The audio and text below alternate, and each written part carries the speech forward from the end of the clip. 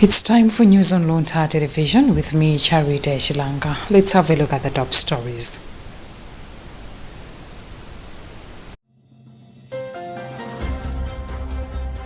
Pope Leo XIV says church hierarchy was established by Christ to continue his mission. Attorney General denies authorizing Amari's hotel procurement, defends a legal advisory role. Newly sworn-in members of Parliament pledge commitment to advancing development. And in other news, mass grave of 32 bodies, including children, discovered in Kenya.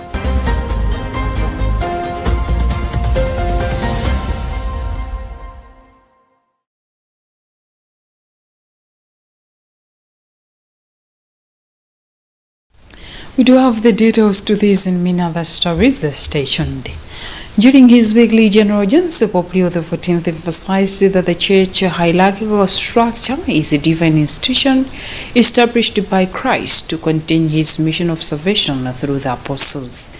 Continuing his reflections on the Second Vatican Council's Lumen Gentium, the Pope highlighted that the hierarchy is not a later addition to the people of God, but an essential aspect of the church from her very beginning.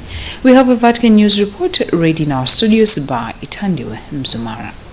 Pope Leo explained that Jesus' first disciples were established by him as a means of salvation for the world, forming a community entrusted with preserving and spreading the gospel. He stressed that the hierarchical structure is not a human organization for internal governance, but a sacred institution designed to perpetuate the apostles' mission until the end of time.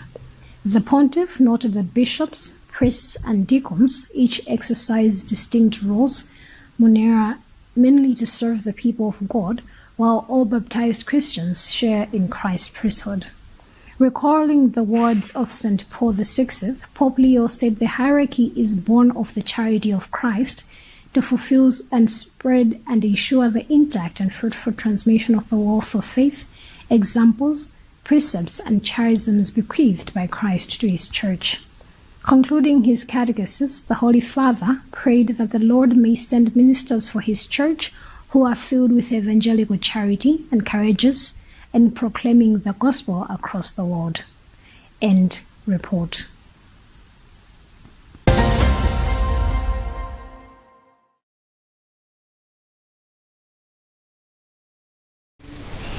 Attorney General Frank Mbera has told the Public Accounts Committee of Parliament that his office did not authorize the Public Service Pension Trust Fund to proceed in procurement of Amari's hotel.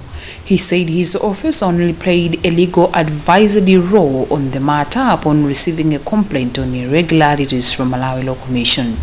Mbeta made the remarks when he appeared before the committee in Lilongwe on Tuesday, following an earlier request to have his appearance rescheduled, citing short notice and a desire to appear last in the ongoing inquiry. Constance Kantemeni has more in this report. Attorney General Frank Mbeta told the committee that his office only became involved after the Malawi Law Society raised concerns on 19 November 2025. Which prompted him to advise the Anti-Corruption Bureau to issue a prohibition notice pending investigation. Mbeta maintained that his office only provides legal advisory services to government institutions and does not take in or influence commercial or financial decisions made by autonomous bodies such as the fund in question. He further stated that decision-making authority rests solely with the Board of Trustees, who are empowered under the trust deed to independently approve investments without external direction or approval.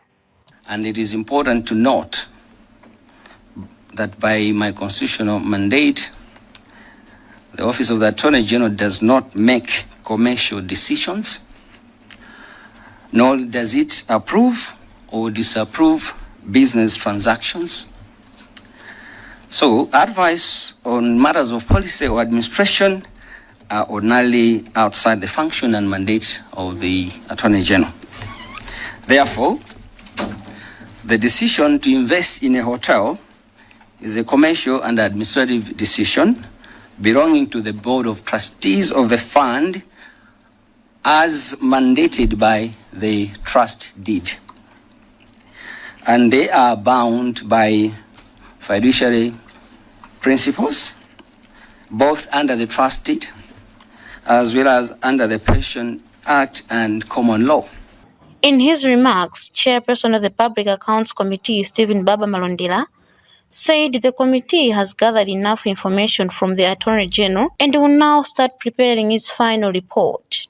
He said the inquiry is about 90% complete and members are now putting together all the evidence and testimonies before making final recommendations to Parliament. The view of our committee that we can actually tie specific timelines and institutions which are supposed to act and attach timelines under which they're supposed to act, because there are a lot of gaps in as far as this is concerned.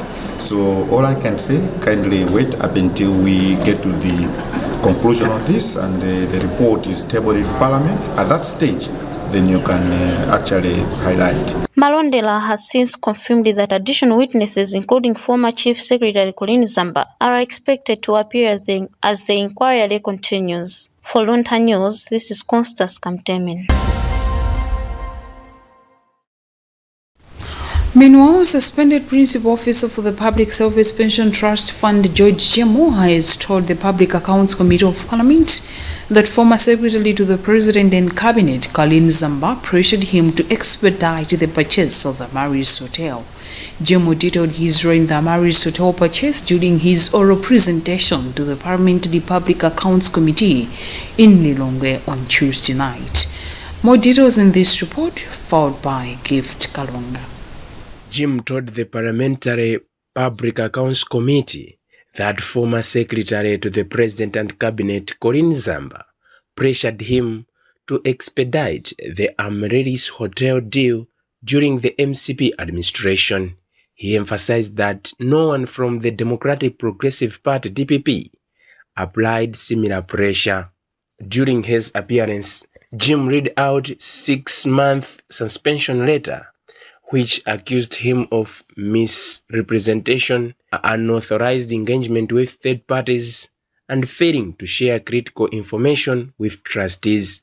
The letter described his actions as gross misconduct and abuse of office.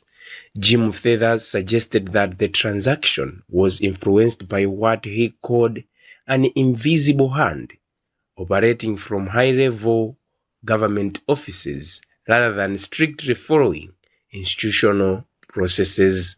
To respond it in such a way that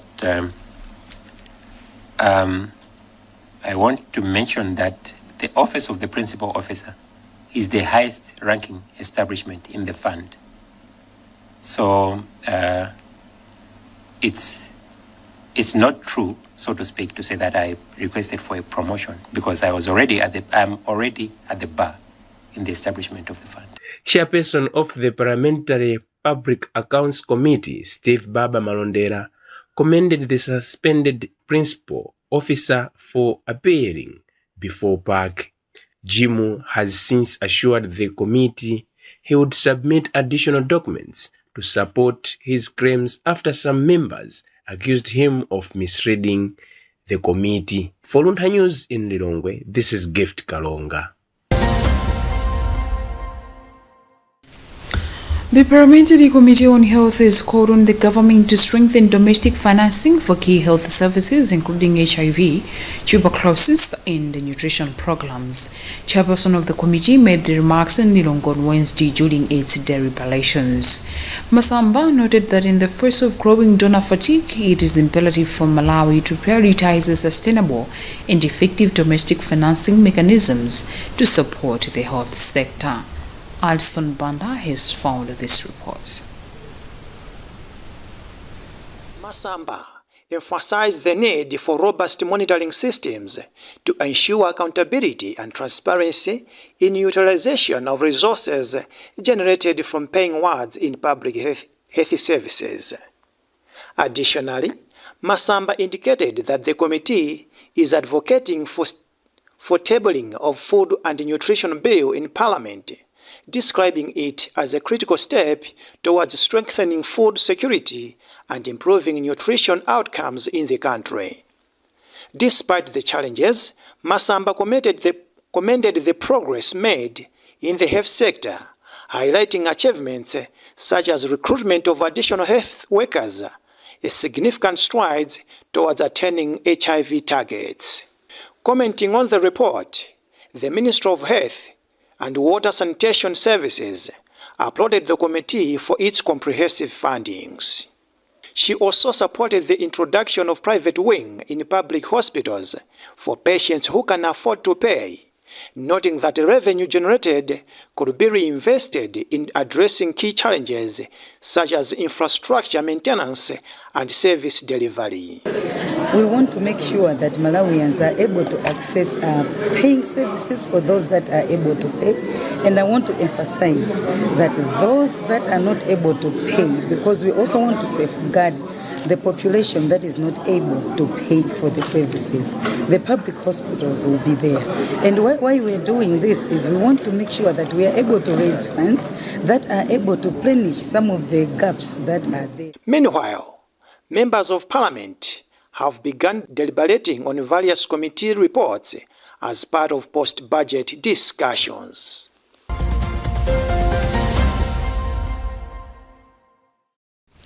You're watching news on Luntha television. Now a reminder of the top stories.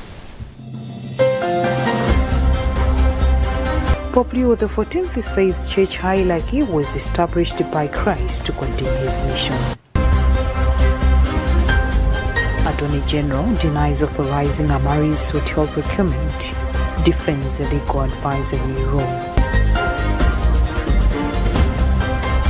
Newly sworn-in members of parliament pledge commitment to advancing development. And in other news, mass grave of 32 bodies, including children, discovered in Kenya.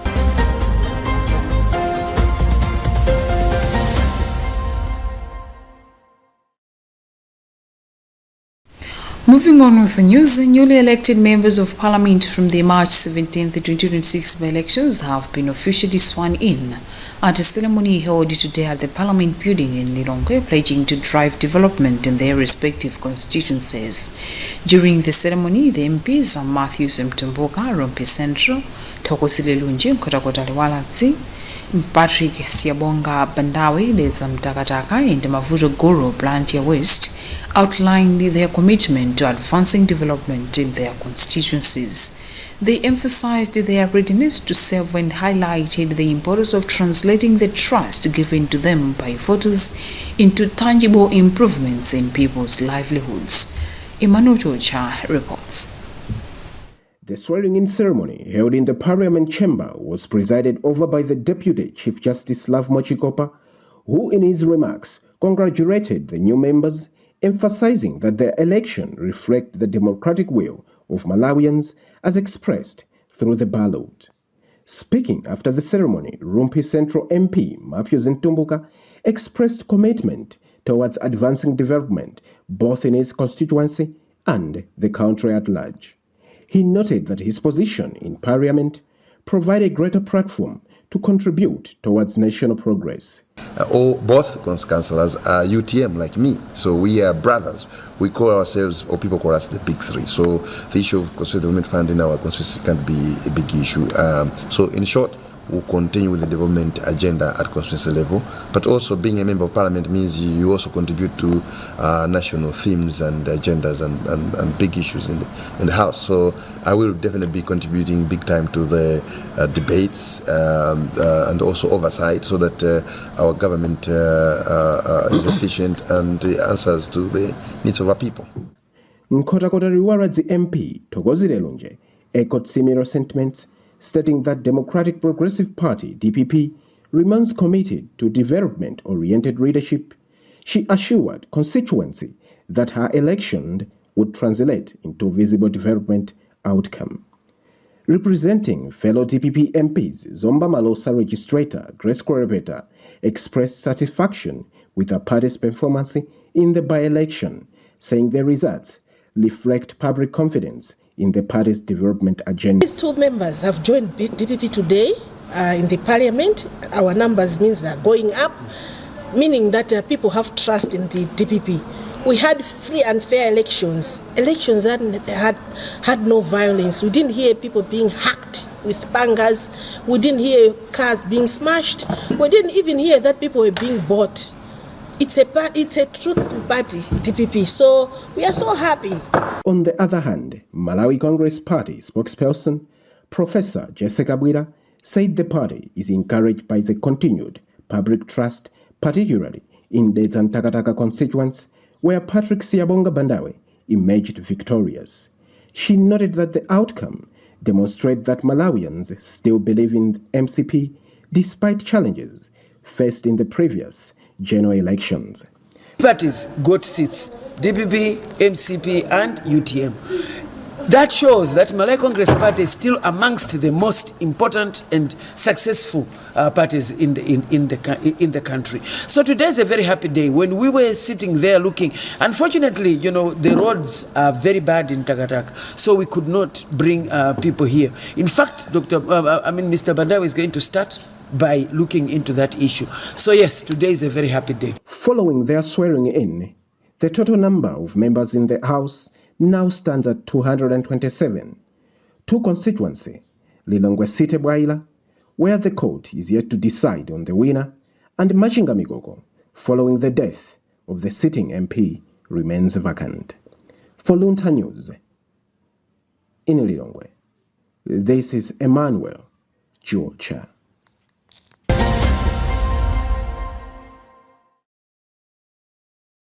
The Balaga District Health Office has said it is targeting to vaccinate every child under the age of 10 as part of the 2026 polio vaccination campaign. Director of Health and Social Services Dr. Chimwemwe Tambo made the remarks during the official launch of the campaign on Wednesday, calling for collaborative efforts among its stakeholders. Andrew Nandolo has followed this report. In his remarks, Dr. Tambo noted that polio is a deadly disease that can cause death and different disabilities among children, emphasizing the need for collaboration among all stakeholders during this vaccination campaign period. Tambo then expressed the optimism that over 95% of the total population of children in Balaka will be reached. Polio is a dangerous disease. Sometimes you can live with it without knowing. That is quite dangerous because the risk now of disseminating, of shedding it around becomes quite high. But for those who come up with symptoms, they can get paralyzed. Meanwhile, chairperson for the council, Councillor Hastings Malua, urged all faith leaders to allow children to be vaccinated. He emphasized the need for religious groups that discourage medical treatment to comply with the vaccination campaign, noting that the vaccine will protect children from contradicting and spreading the polio virus.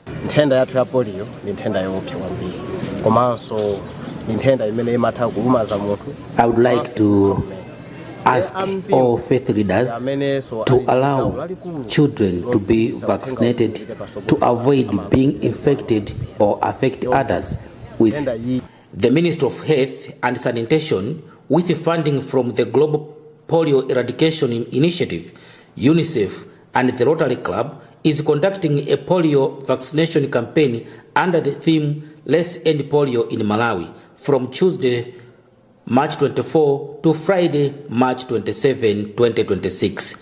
Reporting from Balaka, this is Andrew Nandolo.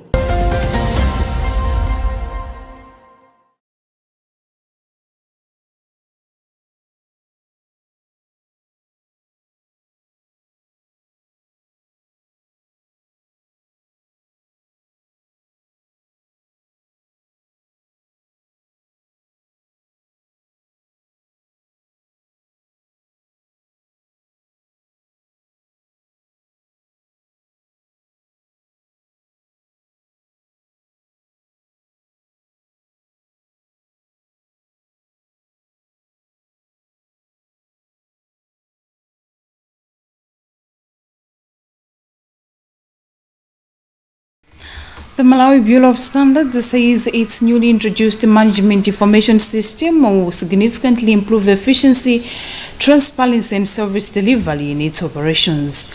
MBS Director General Simon Mandala says the system is expected to transform how the Bureau handles applications by reducing delays associated with manual processes. Mandala made the remarks in Nilongwe during a stakeholder briefing on the rollout of the MIS developed by EGS Corporation Limited. More details in this report, read by Hope Gambetta.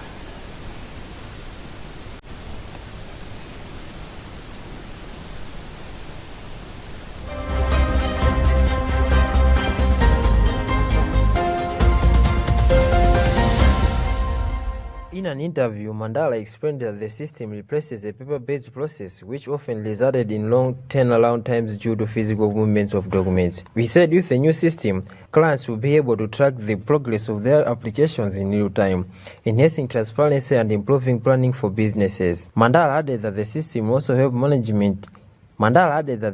also helped management quickly identify bottlenecks in the process and address them promptly, thereby improving overall operation efficiency.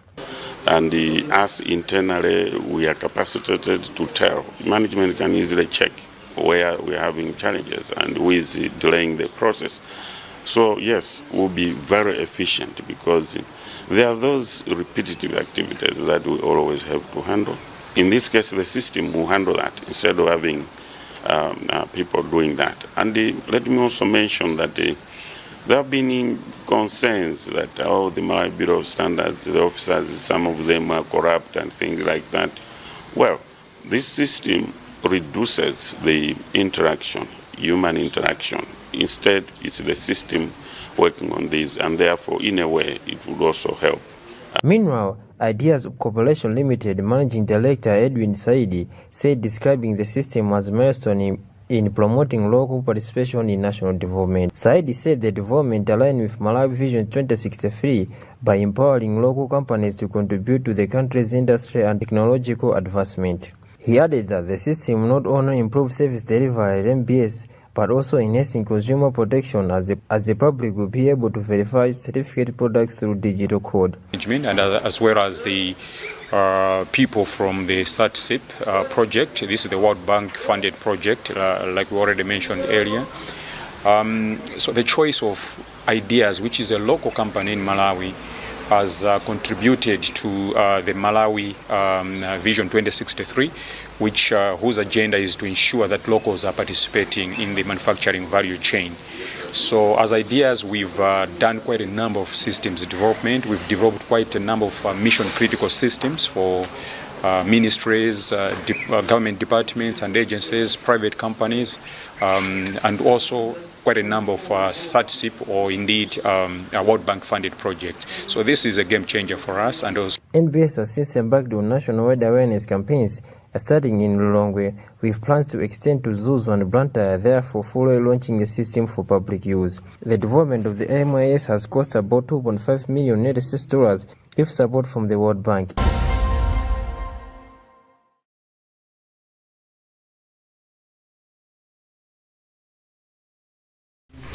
And in other news, about 32 bodies, mostly children, have been dug up from a mass grave in western Kenyan town of Kericho as investigations continue into the shocking discovery. The exhumation was done after the police obtained a court order to retrieve 14 bodies that were initially believed to have been buried at the site. Government pathologist Richard Njologe told journalists on Tuesday evening that what they found was quite unusual, with bodies stacked in gunny bags after a day-long process that was interrupted by heavy rains. We have a BBC report read in our studios by Tandiwe Mzomara. Post-mortem examination is expected to begin on Wednesday amid calls to promptly identify the bodies and investigate the circumstances of the deaths. Njoroge said there were 7 adults and 25 children, with the children being infants and fetuses. A number of body parts were also retrieved. The pathologist added that some of the bodies appear to have originated from hospitals and mortuaries, but that would be further determined after the autopsies. He noted that the adult remains were highly decomposed, with those of the children less so, which he said indicated that they died at different times. On Tuesday, homicide detectives and forensic teams wearing white protective suits, gloves and face masks worked under tight security as they dug the site. Some bodies were recovered intact, while others were found as partial remains and bones and placed in evidence bags. The exhumation followed a tip-off from a whistleblower, which prompted police to launch an investigation. On Monday, the Directorate of Criminal Investigations said their initial findings indicated that 13 unclaimed bodies had officially been released from a hospital in neighboring Nyamira County and transported to Kericho for burial last Friday. However, many questions remain about the additional bodies and the manner of burial. 2 suspects, a public health officer from Nyamira and a cemetery caretaker, have reportedly been arrested in connection with the matter, with others being questioned.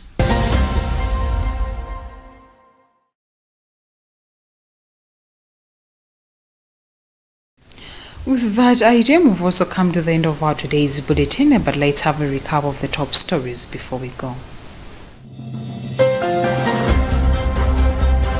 Pope Leo XIV says church hierarchy was established by Christ to continue his mission. Attorney General denies authorizing Amari's hotel procurement, defends a legal advisory role. Newly sworn-in members of Parliament pledge commitment to advancing development. And in other news, mass grave of 32 bodies, including children, discovered in Kenya.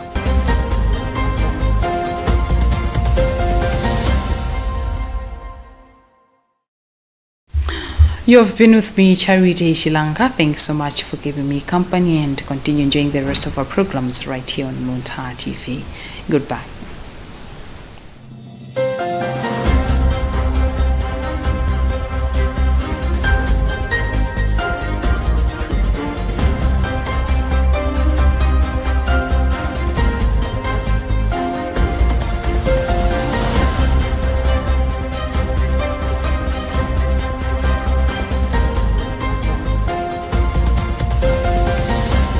Luntha Television stands as an autonomous faith-based broadcaster with a national and international reach.